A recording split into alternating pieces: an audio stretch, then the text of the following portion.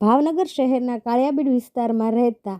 શખ્સને horn વગાડવા જેવી બાબતને પગલે કારમાં બેસાડીને લઈ જઈ ઢોર માર મારવામાં આવ્યો હોવાની પોલીસ ફરિયાદ નીલમબાગ પોલીસ સ્ટેશનમાં નોંધાઈ હતી,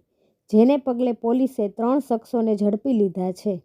નીલમબાગ પોલીસ સ્ટેશનમાં કુલદીપભાઈ ગજ્જરે 3 શખ્સો સામે ફરિયાદ નોંધાવી હતી કે 23 ઓક્ટોબરના રોજ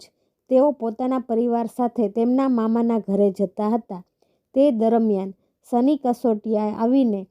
સાથે આવવા જણાવેલું, પરંતુ મામાના ઘરે સમગ્ર પરિવારને મૂકીને ત્યાંથી ભગવતી સર્કલ હું આવેલો, જ્યાં મને સની કસોટિયા, તેના ભાઈ અને ઢીંગા પરમાર નામના શખ્સ ક્રેટા કારમાં બેસાડીને બ્રાહ્મણ જ્ઞાતિની વાડી પાસે લઈ જઈ